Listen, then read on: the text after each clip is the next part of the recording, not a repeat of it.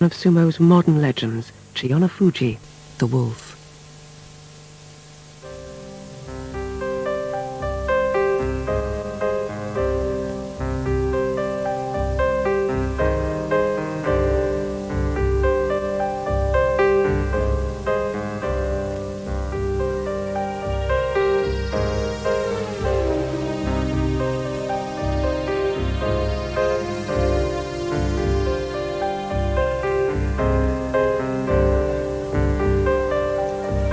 Chinoyofuji is a living legend, a one-man era. For the last 10 years he has dominated sumo. But Japan was shocked by the emotional earthquake of his retirement on the third day of the May tournament. 体力の限界。記録もなくなり引退することになりました。以上です。Chinoyofuji had told his wife that if he lost to Fujishima Bear's Takatoriki, he would retire from sumo.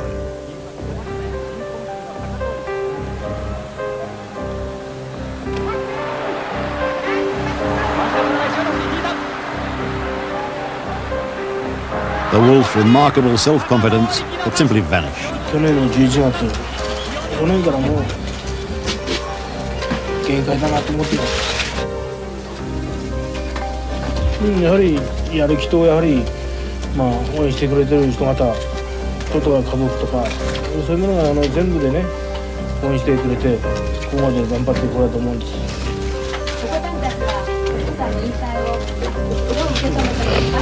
いや上の子はね、やめないでやめそうでしょとかって言ってるけどね、でもちゃんと言い聞かせてね今来ました。Chinoyofuji's story starts in 1964 with the Tokyo Olympics. It was then that Japan was seen to rejoin the international community after a long period of post-war turmoil and instability. But for the 9-year-old boy, Mitsugu Akimoto, as he was then known, it was a glimpse of life in athletics.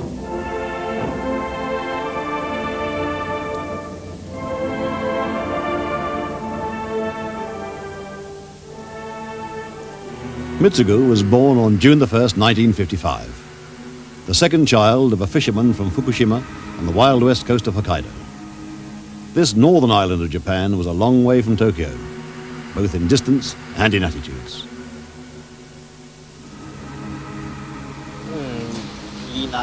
田舎だからね、こんな夢なんなとかあんまりないけど、やっぱりこうスポーツが好きだったからね。そういうような方向に進みたいなと思ってましたけど。In the rural north of Japan, sumo is favoured above all other sports. The summer tour of 1970 was a vintage worth savouring. ちょうど力士入る前に郷土の田舎の巡業があってね、その時にちょうどうちの町に当時の大関貴乃花関が泊まって、それでうちの北海道の親父がね接待役で行ったんです。それでこの町にも力士に入門する子がいるんだっていうことでね、じゃあ連れてきてみろって大関に言われて、でそれで初めて会ったんですけど、だからちょっと線は細いが、目つきは鋭いものを持ってるなみたいなことを言われてね、頑張れよっていうことを声かけてもらったんです。私が巡業に行った時に今の島親方とそれからお父さんとお姉さんが来られたんですよね。その泊まってる宿にその時にサインしたと、そのサインをいまだに飾っててくれてるんです。それを聞いただけでね、ありがたいなと思ってます。 It was yokozuna Chinoyama, a distant cousin who scouted Mitsugu. Chinoyama was succeeded by Chinoyofuji, another yokozuna who became the current Kokonoi stable Oyakata, or elder, in 1977.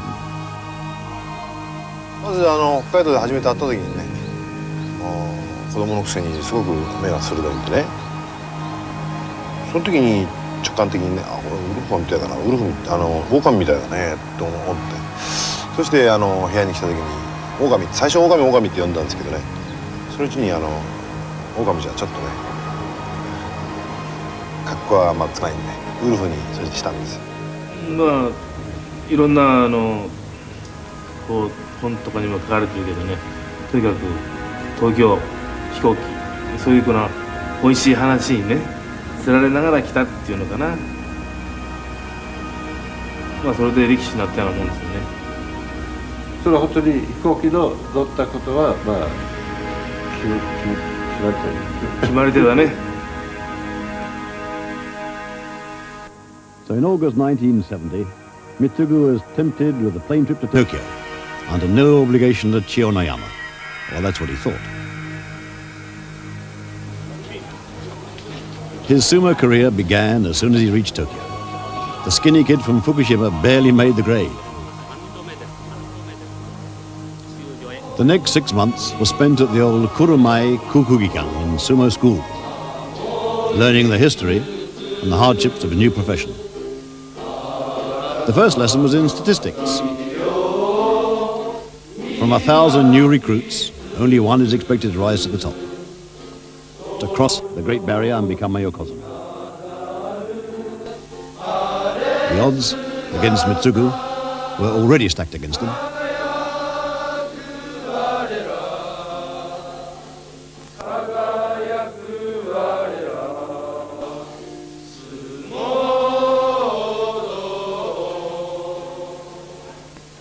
In September 1970, he made his debut appearance under the family name of Akimoto.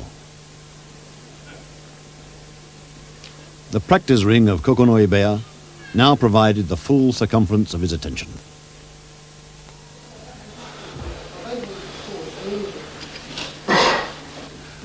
Before major tournaments in Tokyo, it was common for top rikishi like Takano Hana to meet and practice at the Kokonoi-beya.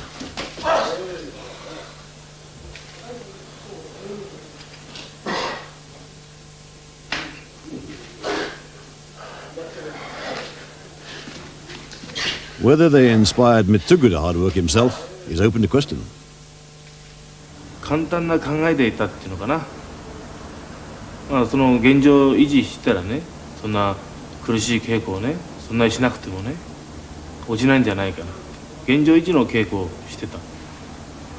もう少し先を見てね、もう少し頑張ってなんとかまだ少しでも上に行こうっていうような稽古をしてなかった。そういう意味でも上がったり下がったりしてたんじゃないかな。His third tournament saw Chiyonofuji, a name derived from Chiyonoyama and Kitanofuji, on the Banzage ranking lists. But his progress was already threatened by his first serious shoulder injuries. とにかくね、今まではね、もう大きな相手を投げで勝つ。だから体に負担のなるような相撲を取ってたわけですよね。ですから怪我も多かった。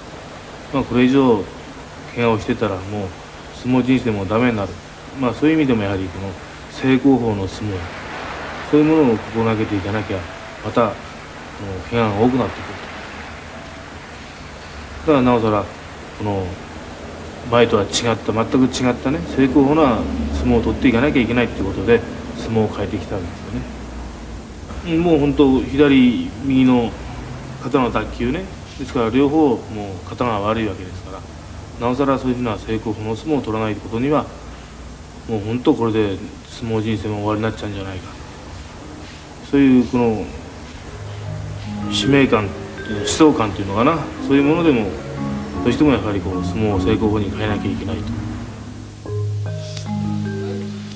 In 1972, the task of transforming a lean 17-year-old into an invincible yokozuna began.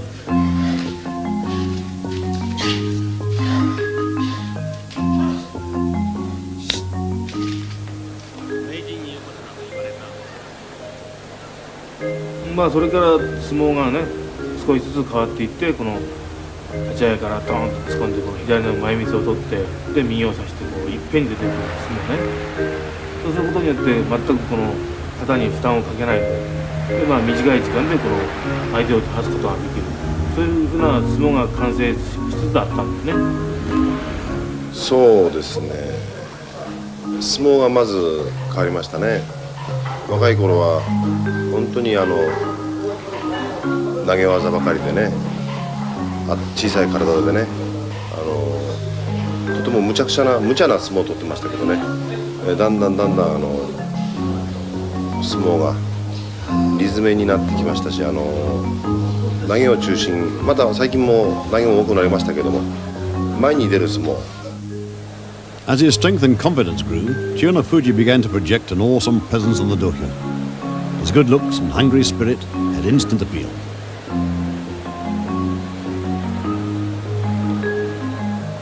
Suddenly, his nickname amongst his fellow rikushi of the Wolf was on everyone's lips. The wolf fever took hold of Japan.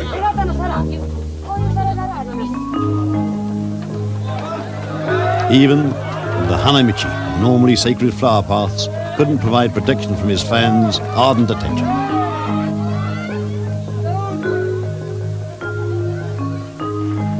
やはりまあ悪い気はしないよね。だからそういう意味でももっともっと頑張ればね、もっともっとまたみんな応援してくれるんじゃないかという気持ちで頑張ってきましたね。But wolf fever had his victims too. Chiyonofuji came face to face with his old mentor from the 1970 summer exhibition tour, Takanohana.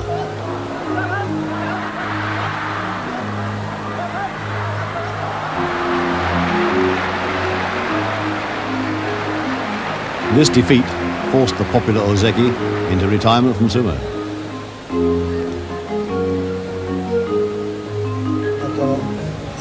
千代の富士が出てきて、俺はもう千代の富士に勝てないなと、こんな一生懸命やってもこう強い人が出てきたら上に臨めないな、そういうふうな気持ちと、それからまあ千代の富士というその立派なね人が出てきたもんですから、まあじゃあ引退しようということになったんですけどね。But for Chiyonofuji, it was business as usual. The business of building his strength, increasing his speed, and preparing himself for the relentless push to the top.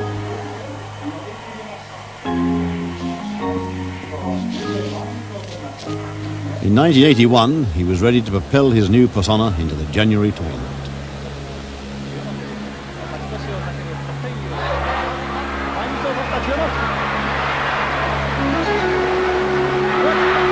He kept a perfect winning record for 14 consecutive days.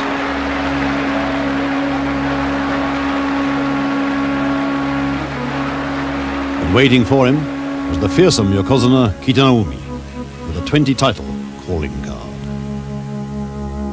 まあ僕は14連勝してたんですよね、初日から。それでまあ千秋楽勝てばすんなり全勝で優勝が決まる。また北の海さんが勝てば、まあ、決定戦に持ち込む、まあ、そういうふうな相撲だったわけです。でそれまでなかなかね難しかったね。もうどこから当たっていってもね勝てなかった。まあ、それがだんだんこう何番も取ってるうちにね、まあ、最初は10秒、その次は12秒、その次は15秒とだんだんこう土俵上でこう相撲を取ってる時間が長くなってきてね。ということはやはり自分の力もどんどんこの北の海さんにこうついていけるような力をつけてきた、そういうものを確信しながら相撲を取ってきたんですよね。It was the irresistible Chiyonofuji against the immovable Kitanoumi for the title.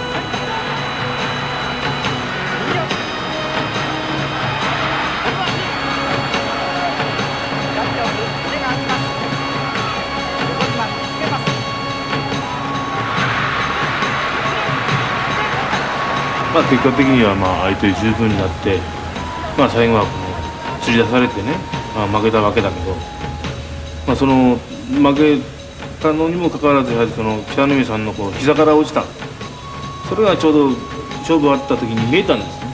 足が土俵下についてるのがね。Chiyonofuji had a tense 10 minutes to plan his attack. The winner would take the Emperor's Cup.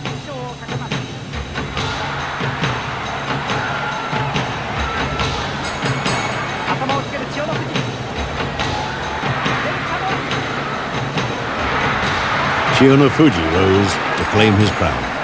それでまあ10分後に決定戦の一番ですよね。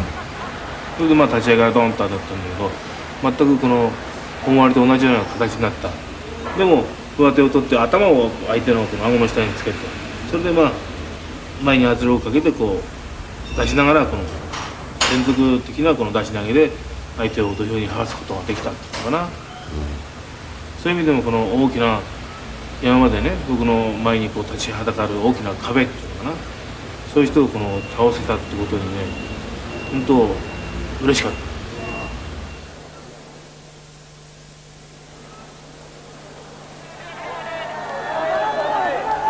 With that first title,千代のFuji had broken down an impenetrable wall. The 26-year-old Sekiwaki didn't only beat Kitanoumi in his prime, he'd done so in style, and it was a style the fans adored.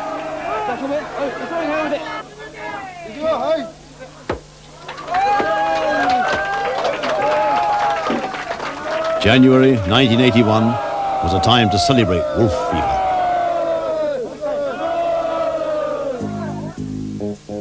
The hard work had just started. Kokonoe studied the strengths and weaknesses of his opponents in private. And in public,千代のFuji was delivering scores of 11 in March and 14 in May, of a maximum possible 15. This made him leading candidate for promotion to yokozuna in the July Basho. The hot, sultry weather of Nagoya did nothing to weaken千代のFuji's irresistible drive towards the title. But a cold front formed around Kitanoumi, and the forecast called for pain.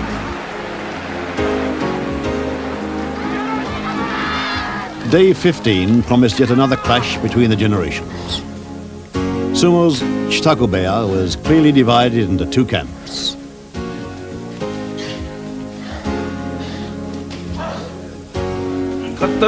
もう横綱っていうのはやっぱりね、ものすごく強く持ってましたよね。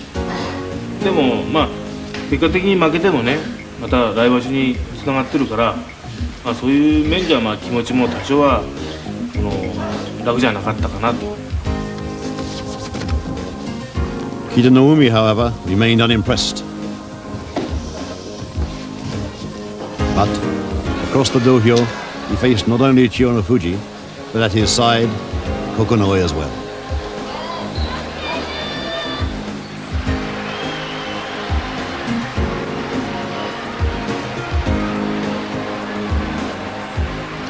The stage was set. There was only time to hope and pray. To attain the exclusive rank of yokozuna,千代のFuji had to overcome the might of Kitanoumi and the unknown quality of his own nerves. やはりもう勝ちたい一心ね、なんとかもう1回でもいくら勝ちたい、またそういう人を倒してみたい、そういうような気持ちでもうぶつかっていく。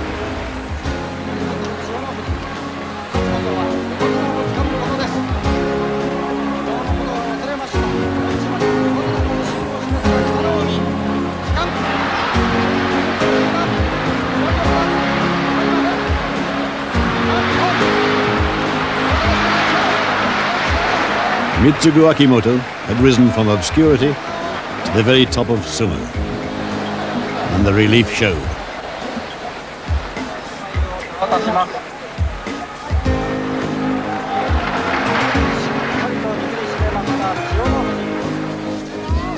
The celebrations for his second title were not just confined to the fans.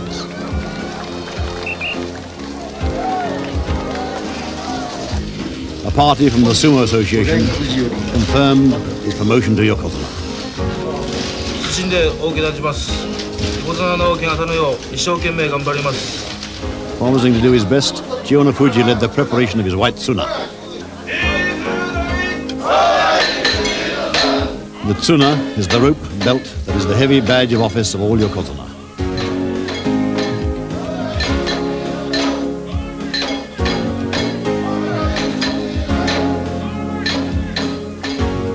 The tradition of yokozuna at Kokonoe-beya from Chiyonoyama to Kitanofuji was now combined and continued by千代のFuji, although it did need a little rehearsal.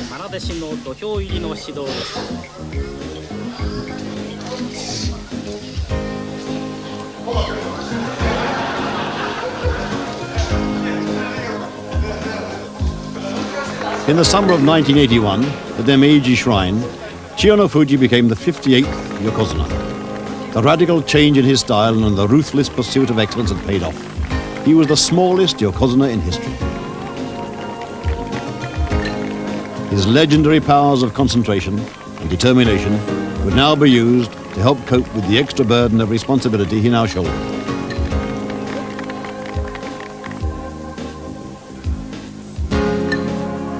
教会の看板ですからね、横綱っていうのは。だからその名を汚さないように、また精進努力しなきゃいかんし、また下の方のお相撲さんの模範になるようにも頑張らないといけないということですね。これは私もアドバイスしましたし、いくら相撲というのはですね、親方にアドバイスされてもなかなかそのようにできないのが相撲なんですよ。それをやり遂げたというのが千代の富士のとても素晴らしいところじゃないですかね。In 1981, it was absurd to think that the skinny boy from Hokkaido would dominate sumo for the next 10 years. He reveals how after the break. A yokozuna must succeed or retire, so responsibility and injury are burdens which test and tear at an individual's resolve. やはりね、横綱になってもうそれ以上上はないんだけど、やはり自分なりにこの向上心を持ちながらね、また一つでもこの目標を決めて、でもう少しそれ目標に向かって頑張っていこう。またそれができたらまたもう一つ目標を自分に立ててね、またそこまで駆け上がっていこう。やっぱりそういうふうなこの向上心を持ってきたからここまで来れたんじゃないかと。だから自分に厳しくね、で土俵に行って頑張っていたから、こういうふうな結果になったんじゃないかなと。最初のなんていうんですか、2場所目で優勝、怪我をして、その翌場所ですよね。その優勝したのがものすごく自分としては今まで持ったっちゅう場所になってるんじゃないかと思うんですよね。だから耐えて優勝したっちゅうことが今の自分にあると思うんですよ。The third title marked an emotional turning point for千代の富士. He proved he could come back after injury. It also underlined the vital importance of daily sumo practice. ですからね、稽古ってやっぱり毎日しなきゃやっぱりなんていうのかな、いい結果が出ないと思うんですよね。そのいい結果っていうのはやはり本場所の土俵だと思うんですよ。ですからその人によってね、この鍛錬の仕方とか稽古の仕方は全く違うと思うんですけど、やっぱり僕らの場合は稽古場でもね、本場所の一番と同じような気持ちで使っているわけですよ。それでなおかつあまりこの稽古場で引いたりね、叩いたり、変わったり、そういうなんていうんですかね、単純に勝負が決まるようなことはあまりしないような、もっとこの中身の濃いようなね、稽古で、そういうものがやっぱりどんどん鍛えられていって、やはりいいものを自分で身につけて、それでだんだん勝ち進んでいってね、イコール優勝ってことになっていくんじゃないですか。番付が上がっていくだろうし。Constant strengthening of his shoulders, now vulnerable through early injuries, was another key to competing against wrestlers with much larger physiques.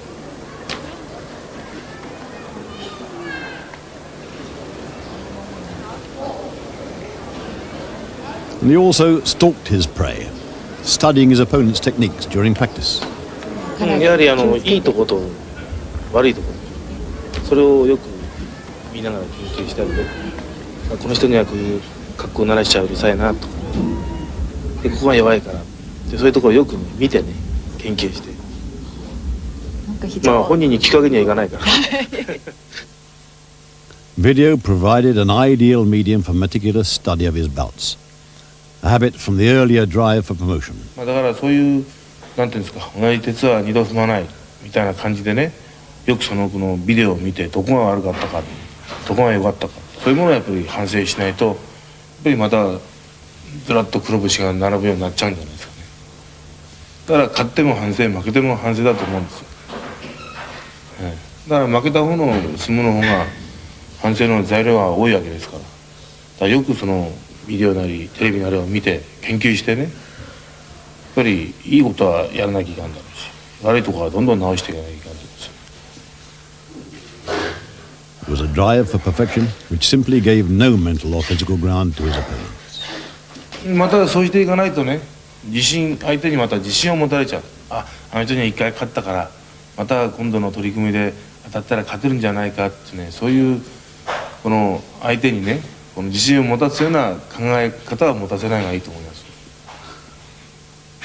ある程度で制作、自分のやはり自分の場合横綱でしょ。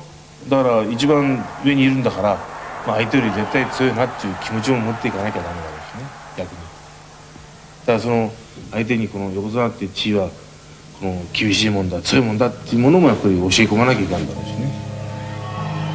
The clay circle was the stage where Chiyonofuji's performance became a glorious synthesis of practice, speed and strength, combined with the predator's knowledge of his opponent's skills and weaknesses. Nothing has been left to chance.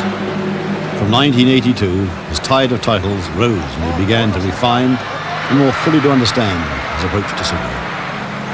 押し相撲に弱かったのね、今でもそうだけど、やはりそれはやっぱり立ち合いの踏み込みが足らないからだったんだよね。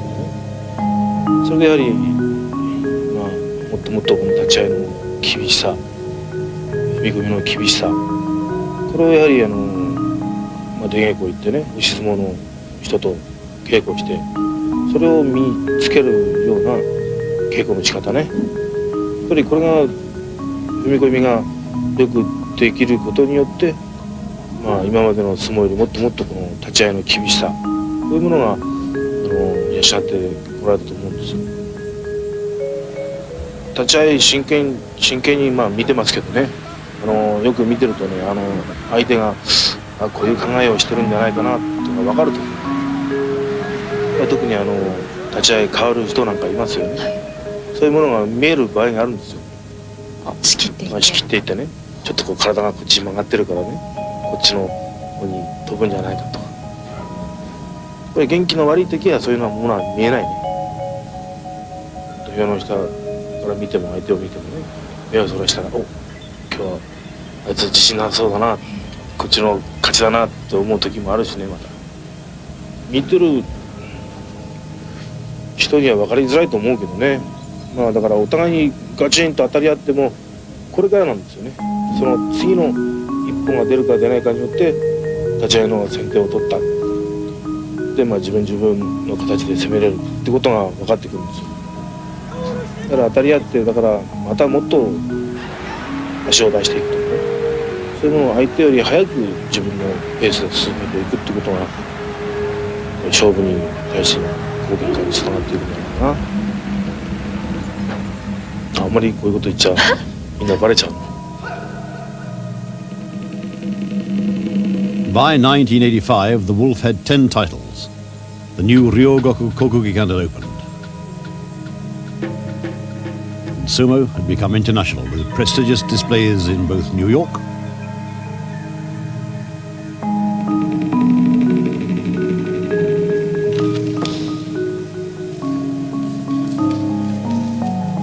and a year later in Paris. Chiyonofuji was the popular spokesman in any language.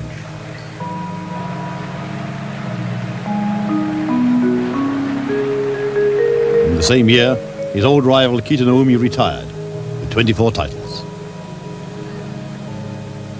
もう現役の時から少しずつ自分の弟子をなんていうんですか、教えたりしてましたので、ですからやっぱり引退した後は自分でもやっぱり相撲のために、弟子をやっぱり指導してみたいと思ったんですね。ですから現役辞める3、4年前からそういう夢があったんです。With no serious rivals and a new stage on which to perform, Chiyonofuji launched a sustained attack on sumo's most hallowed records. The first threat was to Kitanomi's second place standing of 24 tournament titles.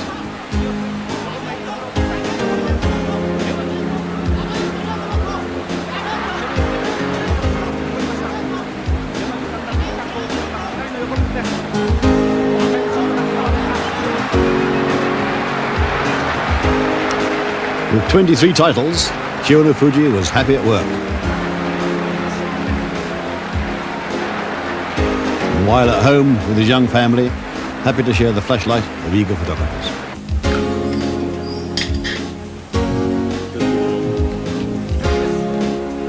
Title 23 was in May 1988. 24 followed in July.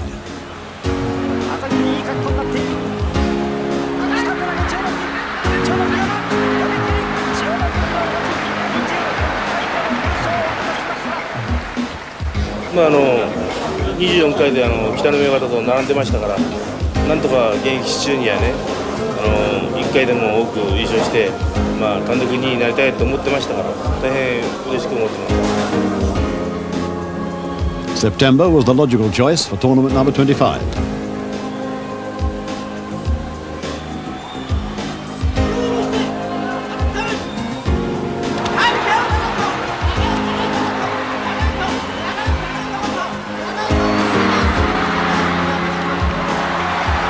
Kitanoumi moved into third place behind Chiyonofuji in the record. やっぱりその本人の努力が一番実ったんじゃないですかね。それとやっぱり相撲のここ一番っていう時には自分の力自由に振り返って出しましたから、ですからそれだけやっぱり強みが勝ったと思います。During that triumphant summer of title wins, Chiyonofuji didn't lose a single individual bout, bringing Taiho's post-war record of 45 consecutive wins, set in March 1969, clearly into his sights. Kyushu and the November Basho played host to a wolf who hadn't lost since the 7th day of May. The master, now 33, had lost some of his speed, but the studious application of his vast experience dismissed his first 6 opponents, and he drew level with Taiho. As the tension mounted and the body became taut, Chiyonofuji focused and magnified his own nervous energy, using it to add to his strength and techniques in the ring. プレッシャーまあなかったね。だからいい方にこのプレッシャーを友達にして、それで土俵上でいつも持っている力よりももっともっと出るようなプレッシャーを利用しながらね。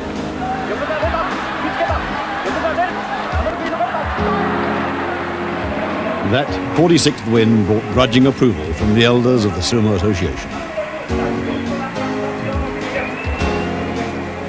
and provided yet more golden copy for the press.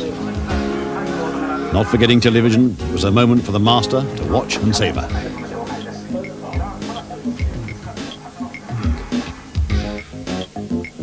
All great winning streaks come to an end. When Fudabayama's 69 victory run was halted in 1939 by a junior Rikishi, it was hailed as the upset of the century.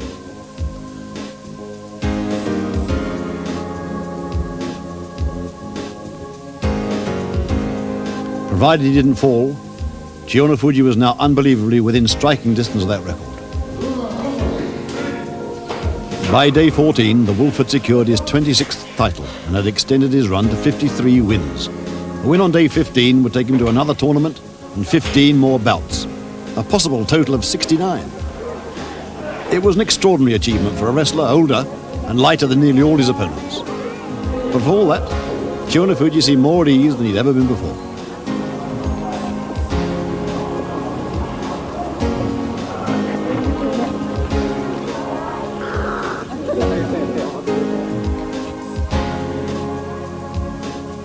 Perhaps the prospect of facing a struggling Onokuni, whom he had beaten 19 times before, seemed a formality to the marauding wolf. But the giant panda's keen sense of pride was at stake.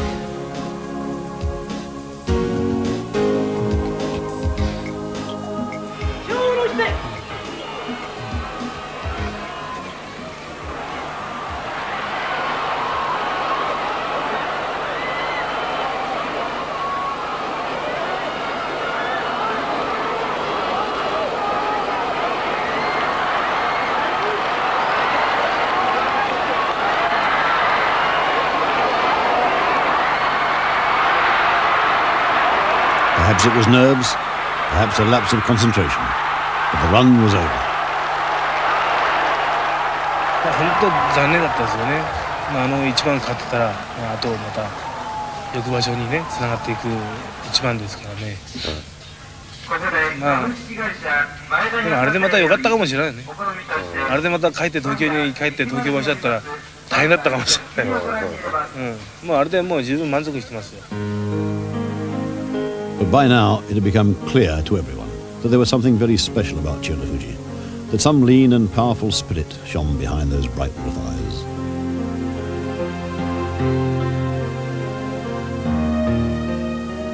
まあやはり普段からねきっとこのなんていうんですかな、相撲に打ち込む気持ちっていうんですか、やる気っていうのか、それからまた向上心を持ってね、常にやはり一番の頂点を目指して頑張るっていうことが大切だと思いますよね。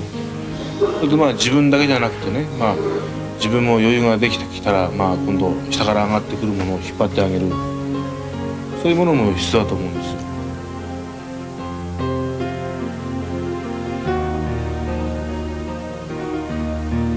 Taught to many, but practiced by so few, only a yokozuna embodies the unique philosophy of shingitai, which exalts the development of physique, mastery of technique, and the consequent flow of spirit. Head of the Sumo Association, Furugoyama, explains.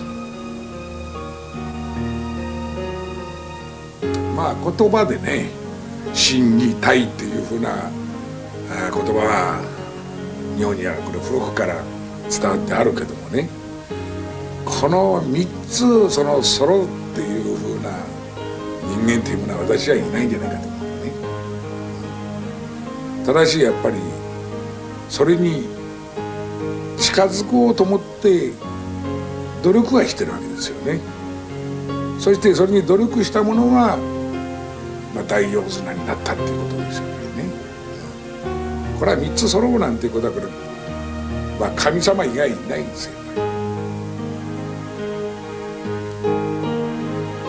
The nearest thing to a god in sumo is this man, Taiho, whose presence even now commands reverence.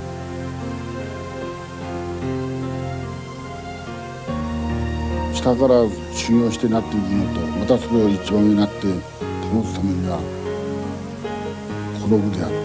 それに打ち勝つには自分との戦いである。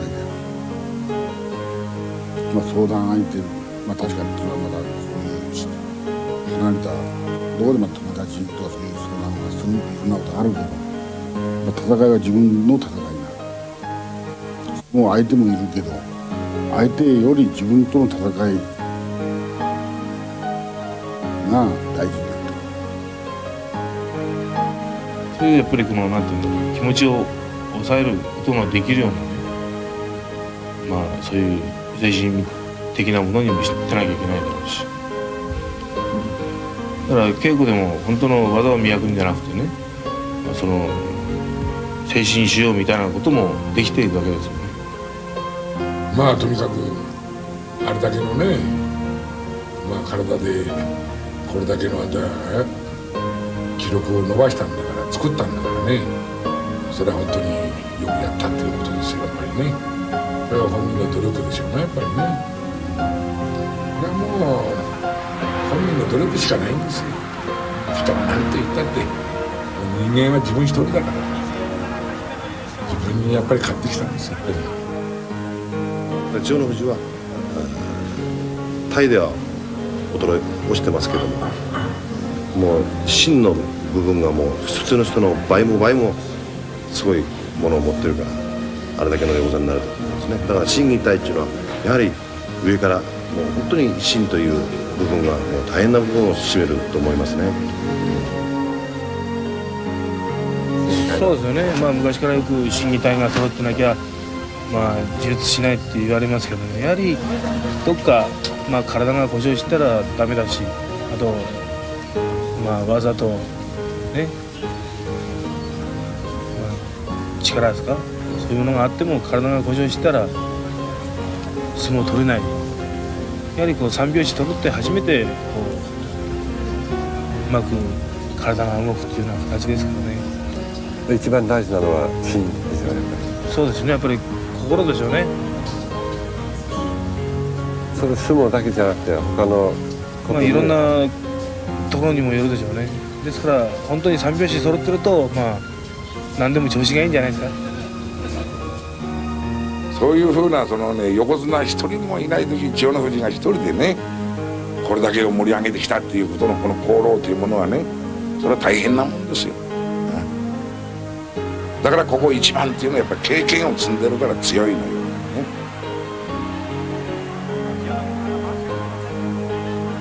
まあ千代の富士の場合はね私らは何にも言うことないんですよ。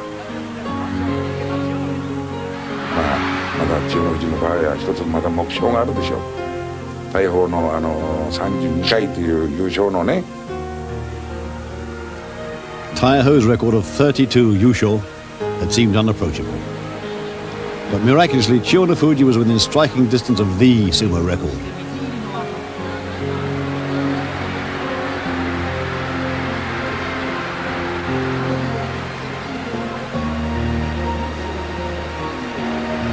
If only he could just keep going. 私はねいけると思う。だけどこれからが難しい。もうその目の前にある。だけどそれを本当難しくなる。あと2つだから簡単と思うけど体も弱って怪我もなってくればそれだけいくのはものすごい難しい。それを精神的なでカバーしてやるわけね。まあやっぱりここまで来たらねやっぱりその優勝の回数それをやっぱり狙ってないって言ったらそうなるでしょう。まあでもここまで頑張ってこれたからね逆にねまあ思い残すことはないみたいな気持ちも随分ありますよ。 But Chiyo no Fuji was no longer invincible, as Konichiki proved in November 1989 by smashing the Wolf's 8-year hold on the Kyushu title. It was a painful lesson. 慣れてからこれですよね。これが一発目のきついやつ。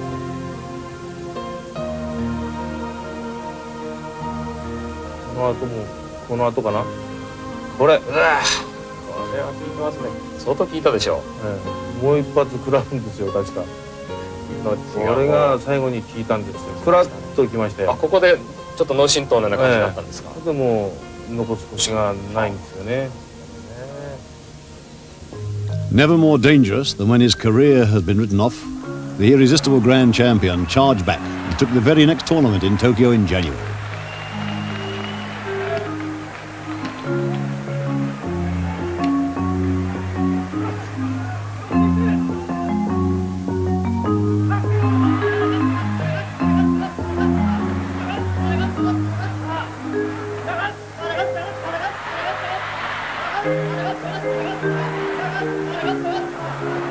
He had now won 19 titles since turning 30. まあそれはもちろんね、まあ優勝も29、30、31になったんだから、まあもう一回頑張ればね、その優勝の回数に並べることができる。まあそう簡単に思えばね、簡単なんだろうけど、まあ自分にとっちゃねあと1回なんだけど、それがもう程遠いこの優勝の回数っていうの。だからまあ体ももうガタガタだったしね、まあ自分ではもう。なんていうのかな、できないことまでもできてきたからね今までね、まあいつやめてもいいみたいな気持ちだったから、まあそれでいいんじゃないかな。In March, he collected his 1000th career victory. But behind the celebration, sumo was beginning to change. Asahi Fuji in the ascendancy won in May.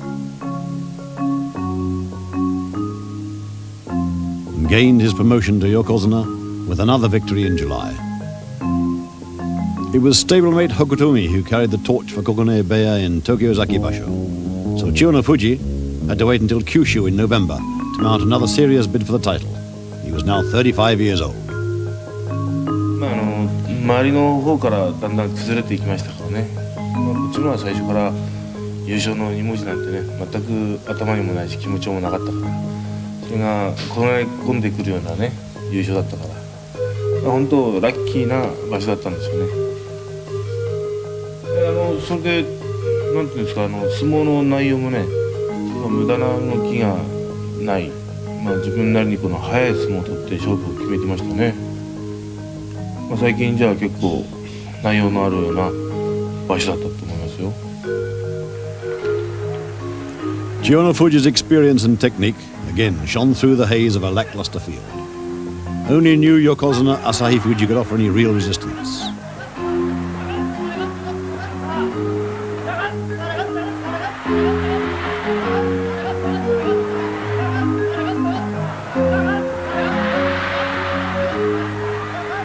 But even that failed to keep the Wolf from his 31st tournament victory. 去年の九州場所ぐらい、そういう思うけどまたすぐ忘れちゃうね。いざ土俵に上がると、そうはいかないみたいなね気持ちで止まんなきゃいけないし。Now sumo was subject to radical, irreversible changes. Strong new rikishi had emerged en masse to threaten the old order, including Takahanada, the son of Takanohana, now leading the new wave from Fujishima-Beya.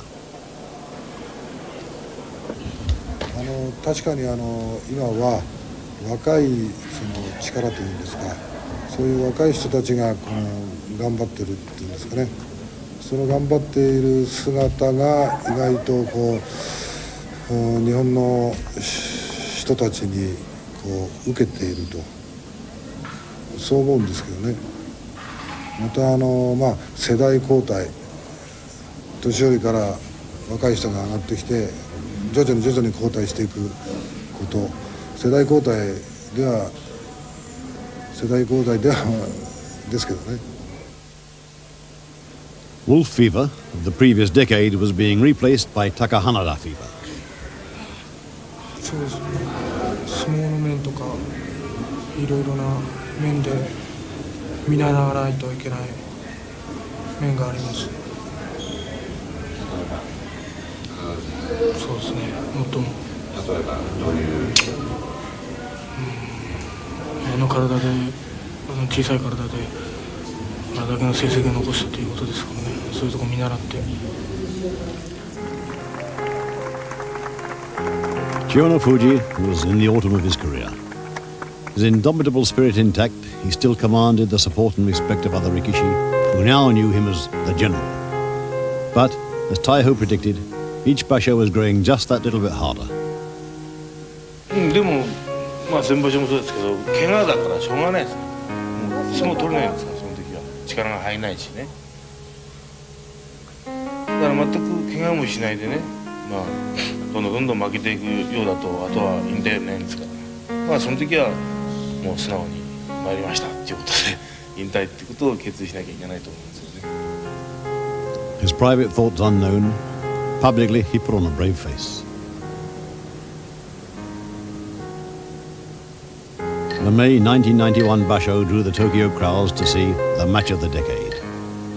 The aging Chinoyofuji against Takanohana's son, Takahanada. Half the country watched on TV as they were thrown together on the very first day of the tournament. The Wolf's piercing eyes hardly glanced at the youngster. He rose slowly at the touchy eye, failing to take that vital step forward and control the fight. It was a fatal error.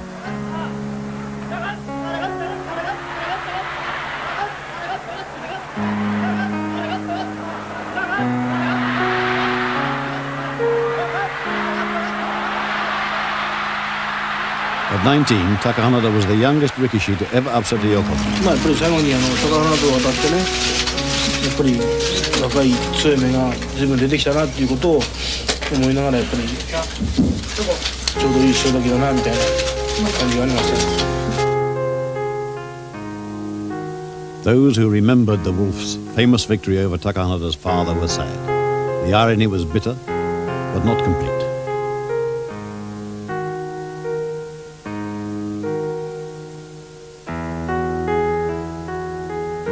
Day 3 was the 20th anniversary of the great Taiho's retirement. With 32 titles, he was beaten by Takahanada's father, who had lost in turn to Chinoyofuji. The circle closed and the Chinoyofuji era was over. いやでも意外とさっぱりしてるんですけどね、なんかふと思ったら寂しいなって、またちょっとしたらさっぱりしてるんだけどね、ちょっとなんかぼーっとしてるっていうのかな。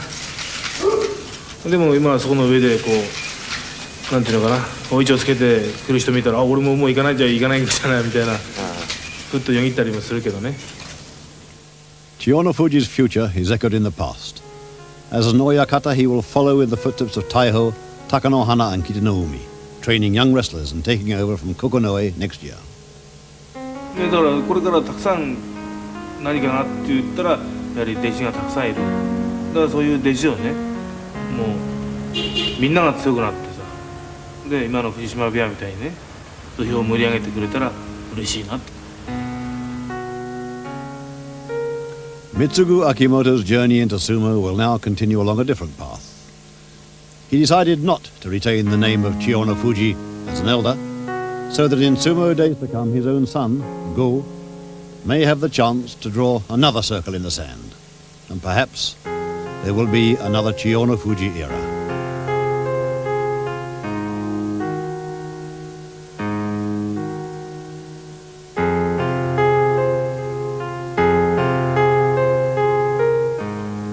Coverage of the London Sumo Tournament from the Royal Albert Hall begins this Wednesday evening here on 4 at 11:45.